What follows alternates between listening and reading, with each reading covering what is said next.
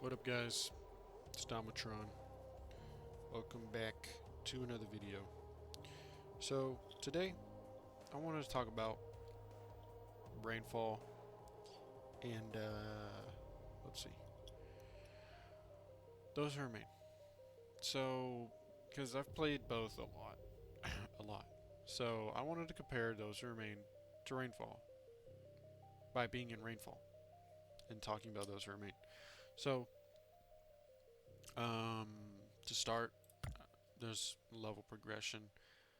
Yeah, the level progression in Those Who Remain is you unlocking guns. That's kind of it. And getting money. But that's really about it. So yeah, you get abilities, you get skill points, you get new abilities, you get things for your profile, skins for your weapons, difficulties for your matches, titles for your profile as well.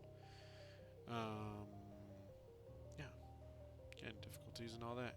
There's tasks you can do. There's badges. There's a lot of badges to get. Your inventory will look very full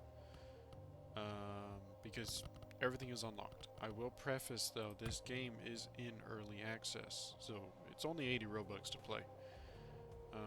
But for me, I think this game is miles better than Those Who Remain in every single way possible. Especially, you know what? There's actually a lot of ways it's better, so I can't just say one, especially one thing. But that one thing is very big, literally. Let's see. So there's that. The customization is very nice. It's quite in depth, really good, especially for a game like this. Um, you'll see these little yellow and blue dots. That is the skin I have on my stock. This part right here. You can do whatever skin you want. You have one of these. You're gonna have a very nice rainbow. But I'll just scroll down all the way. So there's that, and there's variants for your items. So, like, let's go to cosmetics and blueprints. I can have my guns look like these. My gun looks like this if I wanted it to. Because in the shop, I'll show them a little bit, there's blueprints you can buy. But you already own these, because you own everything in early access. Anything cosmetic you own. But anything like guns, you have to buy. And there's a lot of guns. There's SMGs, assault rifles, battle rifles, marksmen, sniper rifles, shotguns, LMGs, and sidearms, and your melees too. You can customize these how you want. Put whatever skins. You can name them. You can put stickers if you want to. You can put stickers on the side, whatever you want. You can name them. Let's see what else. There's throwables. These are your like bombs, your grenades, your anti-tank mines, your molotovs, your healing, and your grenade sticks. Your utilities, you got your ammo box. This refills your ammo and throwables. Your armor box, your focus booster. This just proves your focus. Your armor box, your medical box, your mounted turret, and your portable sentry. The way you use these in a regular match is you get kills. You get kills with zombies and they fill up your percentage. Your skills, that's a big part. Now, Those Who Remain does have skills, but they're really vague. Very, very vague. Or not vague, but they're just kind of like...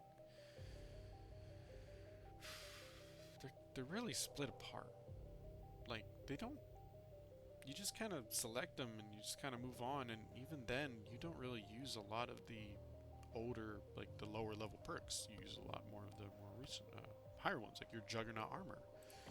That's kind of all you use, and then your head damage multiplier, or whatever, your speed increase.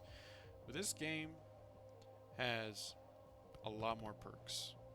It's got your melee perks, your crowd control perks, your engineer, your armor, your medical, your power, your economist, your savior, reviving, specialist, everything. Your throwables, so you can make your barbed wire last longer.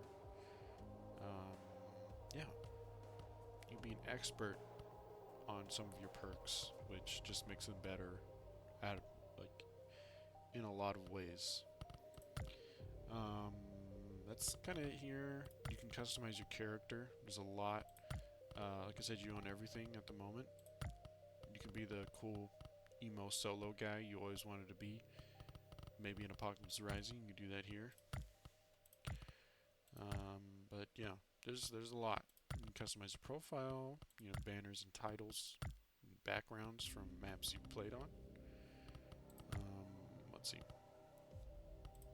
Here's your shop. You can buy your tokens to buy your blueprints and your bundles, like the gem collector. It's just skins, hazard zone, stuff like that. Be a firefighter. That doesn't really work very well. Yeah, all cosmetic items are unlocked during early development. Your spent tokens will be automatically returned on free release. Everything's free, so don't buy anything. Aside from that, I guess I'll just show off the gun range. So yeah, there's target practice. You can get on the leaderboard if you want to. Oh, these are reset scores. Wow, they're actually like manageable. They used to be up to like 700. There are collectibles on maps. I've only got 2 so far because they're kind of hard to find.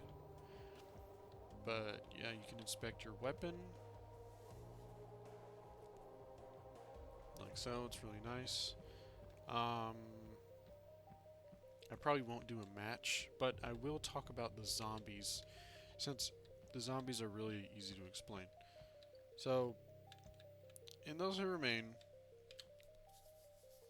you got your regular zombies. This game, you've got the same. I don't know. I think there are slightly faster zombies in Those Who Remain. I'm kind of unsure. But this game has that as well. Slightly faster zombies. There's the armored ones. You got your armored zombies in this one as well. You got your bloater. Now, the bloater in this one versus Those Who Remain is a little different. So, in Those Who Remain, the bloater is just that. It's just kind of a zombie that, when killed improperly, air quotes, blows up. Releases all the fumes and gas and spores. In this game, same way. But the only difference is if you get too close to it, it will start running towards you almost like a suicide bomber or a bomber. So it'll do that. There aren't launchers. I don't know what you'd call them, Those Who Remain, but the one that throws the spore balls. This game doesn't have that. But it does have leapers, the little zombies that jump to you. The biggest thing in this game is the Juggernaut. That was the biggest thing for me. At first, when I found it or discovered it when I was playing alone, because I started this game playing solo, and it was really easy to do that. I thought it was unkillable. At first, I thought it was unkillable. But after playing it more and finding out, like, okay, this thing is pretty killable. It's actually not that hard to kill. So, in Those Who Remain, the Juggernaut is difficult, to say the least. It throws spores at you. It charges. It has impenetrable front armor. And the only way to take advantage of its charge is to dodge it and then shoot its back and kill it that way. The thing is, though, that time period that you have is random. So it could hit a wall and then turn right back at you and throw a spore, slowing you down and attacking you to hell. Now, in this game, the Juggernaut, which in this game is called the Bulwark, is slow.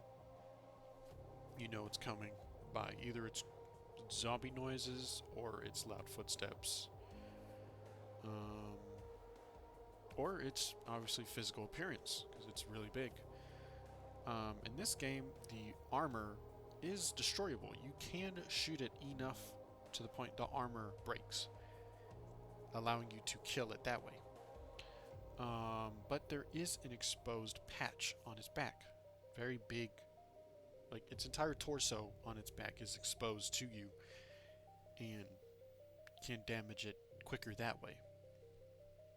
Now, it has 2 attacks, one of which is it slams the ground, causing a shock wave around it and knocks down all players.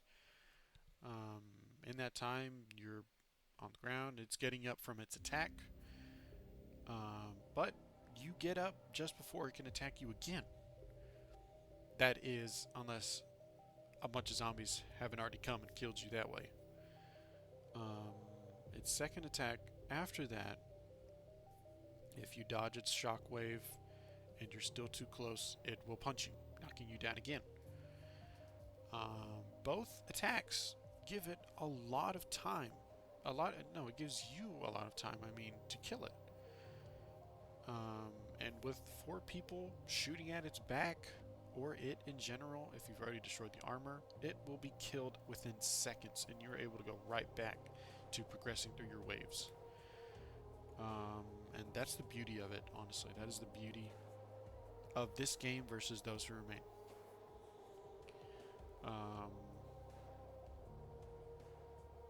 Now, this game doesn't have your cool, invisible, see-through skins, your neon skins, and whatever. This game is not as grindy. It's not much grinding, aside from the badges, because in this game you get a lot of money for doing your scenarios, your missions, with the modifiers and the difficulty and whatnot. But yeah. Oh, almost forgot. In Those Who Remain, the weapon progression system is not the best. To me anyway, and I'm sure others will agree, it is not the best. So, when you start playing Those Who Remain, you're given some garbage items, because, you're at the start. You're starting out. But as you play, you progress through the guns, and once you reach like level 175, not 175, but 75 to 100 is when you enter the meta. Your M60, your Barrett, your Winchester, your MG42, your RPG, your M320. Those are the meta, and those are the only meta. Those are the only guns worth ever using. Because everything else before that becomes absolutely obsolete. And no one really gives a crap about any guns before those. So, but in this game, any gun can be turned into something good. Any gun can be used in every way. And it's great. There is no specific meta. You can use an LMG, you can use a shotgun, you can use an assault rifle, you can use an SMG, you can use anything you want. And you won't have to feel like, why am I using this? This gun is terrible. You can be like, no, I made this gun. I like this gun. It's good. It's low recoil or whatever. So that is another really big change. That's another big point for me. I think that's about it, though. Make your guns look nice, cosmetics, you can name them, you can do whatever you want. Yeah, that's it. Thanks for watching, guys. I hope to see you play this, maybe. Yeah. See you later.